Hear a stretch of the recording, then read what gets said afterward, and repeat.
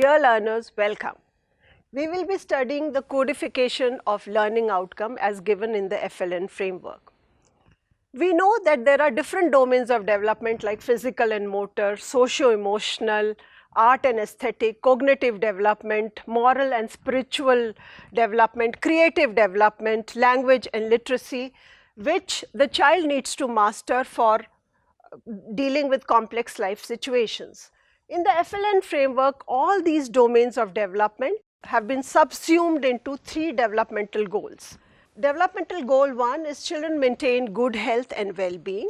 This goal covers the physical development, the socio-emotional development, nutrition, health, hygiene, sanitation, and anything that affects the overall health and well-being of the child.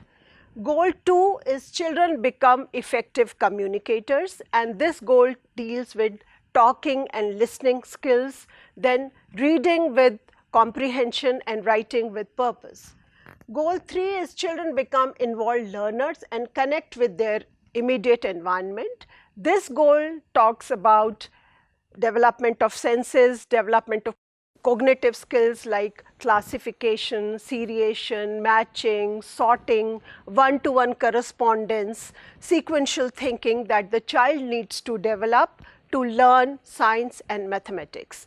Then this goal also covers the environment, the natural environment of the child, that is the flora, the fauna, the animals, and the physical environment, that is day, night, earth, sun, moon, and the social environment, that is the interpersonal relationship of the child with the community, with the family members.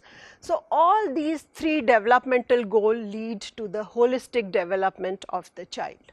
For all the 3 developmental goals, competencies have been defined and learning outcomes are also defined. Let us understand what is the difference between competency and learning outcome. When we put the knowledge, attitude and skills together, then it becomes a competency. And when we measure the competency in such a way that it is observable and measurable, then it becomes learning outcome. I will explain with an example. When the child is young, we start teaching about different colors and we talk about different vegetables. For example, capsicum is green, tomato is red, and similarly fruits, that apple is red, banana is yellow, and about the animals, that this is a black dog. Different colors that come that the child sees in our day-to-day life are the child is addressed or child is taught about those colors. When I give a task to this child and say that you sort different colors into different boxes, and then I see that the child has understood that red is a different color, yellow is a different color, and green is a different color. So when I design that activity where the child is sorting different colors, then I say that this is a learning outcome, but the competency is that the child has acquired the concept of color. Now, when the child is differentiating different colors, I know that he is identifying, he is classifying, and he also has a knowledge of the colors. So, the knowledge, the attitude and the skills are seen together when a task is designed in such a way where the child is asked to do something. And the ultimate aim of the competency-based education is whatever the child has learnt, he should be able to transfer that knowledge in the real life situation.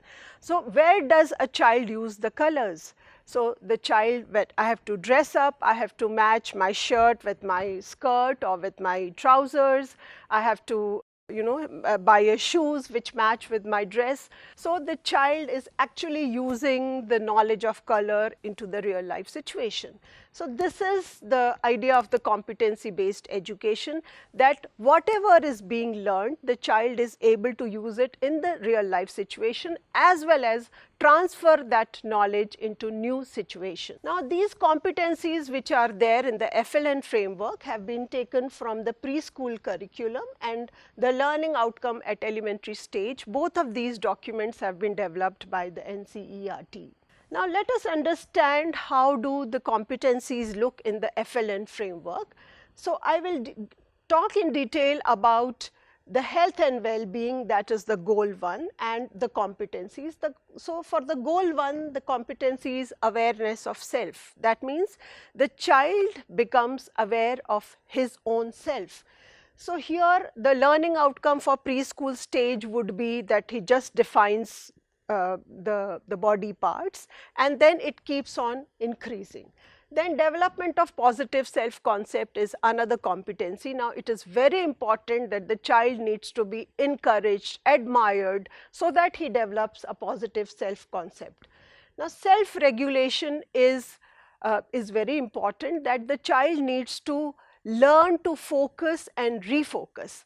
These days we have lot of mobile phones, televisions, lot of distractions. So the child needs to understand when he has to move away from those distractions and focus on maybe the homework, the classwork, so whatever the child is doing. And in order to learn the self-regulation, our age-old practices like yoga, meditation, visualization, relaxation techniques, breathing techniques are very, very important. Then development of pro-social behavior. So that is helping, sharing, caring, cooperation. So all these behaviors the child must learn right from the beginning.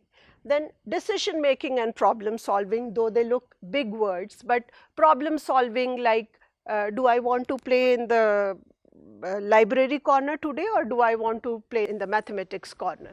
So these are small, like for example, we tell a story of a thirsty crow, and then I ask the child, what if there was no straw? How do you think that the crow would have drank the water? So small problem solving skills are to be taught to children right from the beginning.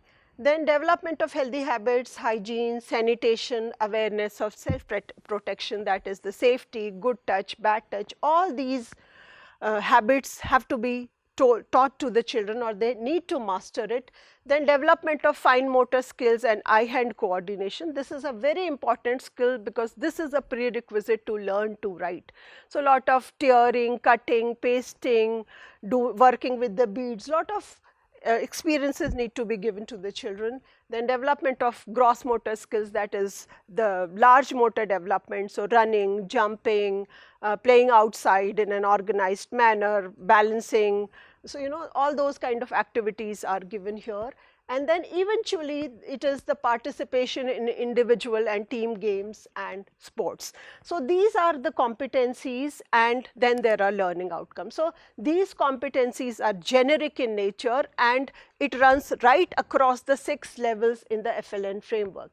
Similarly, as we said, the competencies of goal 2, that is oral language development, that is the talking and listening with comprehension, creative self-expression and conversation, language and creative thinking, vocabulary development, conversation and talking skills, meaningful use of language, these are there. Similarly, for goal 2, reading with comprehension, right from bonding with books to independent reading for pleasure and various purposes, all these competencies have been highlighted.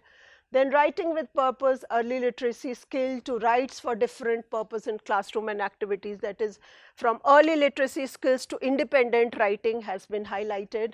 And similarly for goal 3, the competencies, that is the cognitive skill, the concepts related to environment, the number sense, number operation, measurement, use of technology. So all these competencies have been highlighted. Now let us understand the codification of learning outcomes. As we discussed, that there are 3 developmental goals and there are 6 levels. Level 1 is preschool 1, level 2 is preschool 2, level 3 is Balvatika, level 4 is class 1, level 5 is class 2, and level 6 is class 3. Now as children move to class 1 onwards, goal 1 is an overarching goal, and this goal would merge with all the subject areas. So the socio-emotional aspect of it, the nutrition, health, hygiene will be imbibed in all other subjects that the child will be studying in an age appropriate manner. In goal 2 after class 1 becomes the first language and the second language of the child, depending on the languages of the state, and goal 3 becomes mathematics and environmental studies, and later on to science and social sciences along with mathematics. So, this is how the learning outcomes have been codified in the FLN framework. Now, each goal has been given a code. HW is for goal 1, that is health and well-being. EC is for goal 2, that is effective communicators, and IL is for goal 3, that is involved learners. Now, we have discussed that there are 6 levels, that is starting from preschool 1 to grade 3 for each of the goal, and then the learning outcomes have been numbered from 1.1 to 1.12 for goal 1. For L1 it is 1 to 1.09, for L2 it is 1.1 to 1.15, and for goal 3 it is 1.1 to 1.28.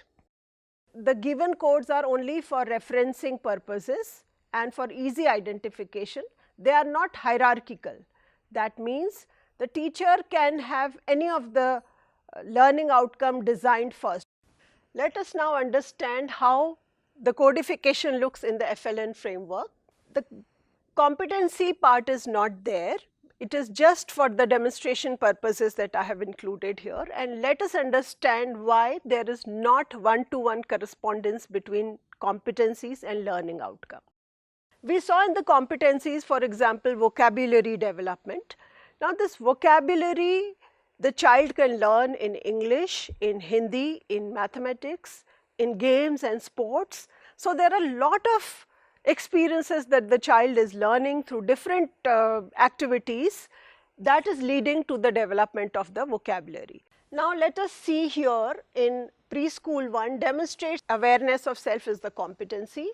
In preschool 1, the child begins to state some physical characteristic about self. In preschool 2, describes self in terms of physical characteristics. In Balvatika, the child describes self and others in terms of physical characteristics, gender, interests, likes and dislikes. In class 1, recognizes different body parts and uses various body movements. In class 2, maintains correct posture, uses various body movements to participate in games and sports. And in class 3, participates in games and sports to strengthen and extend gross motor skills.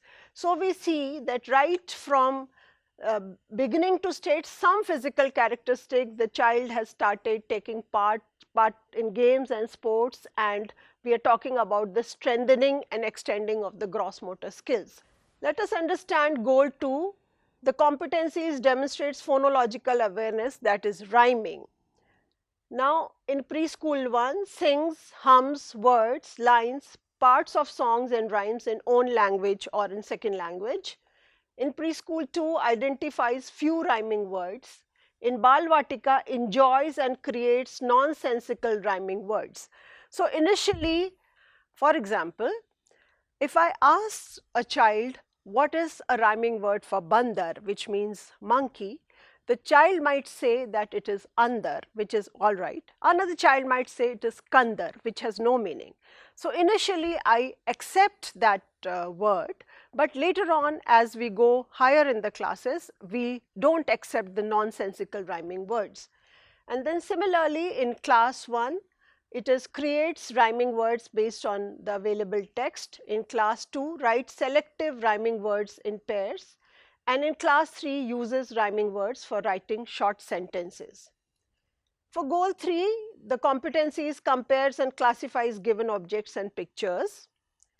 For preschool 1, the learning outcome is compares two objects based on one observable property, for example, length, weight or size. For preschool 2, it is compares and classifies objects by two factors like shape and color, size and shape, and describes objects using words like big or small, tall or short, etc. For Balvatika, it is compares and classifies objects by three factors like shape, color and size, and correctly uses position words like besides, inside, under to describe objects. For class 1, it is compares and classifies objects or pictures based on multiple factors and demonstrates understanding of position. For class 2, it is compares and classifies objects or pictures based on multiple factors and describes them using properties. For class 3, it is compares and classifies objects, pictures in different categories and describes the properties used for classification. So now we see that these learning outcomes are progressive, which means that as the child grows higher up in the classes, the expectation of learning become higher. And it is also a spiral in the sense that we built on the earlier competencies that the child has acquired. For example, in preschool 1, it is compares 2 objects based on 1 observable property and then 2 factors and then 3 factors. So we keep building on the first competency of the earlier class and then go slightly deeper in the next class and then slightly deeper. So we keep coming back and start building on the previous year's competency so that we ensure that the child has achieved the learning outcomes. So friends, this was about how learning outcomes and competencies have been codified in the FLN framework. I hope you enjoyed learning about the codification of learning outcomes. Thank you.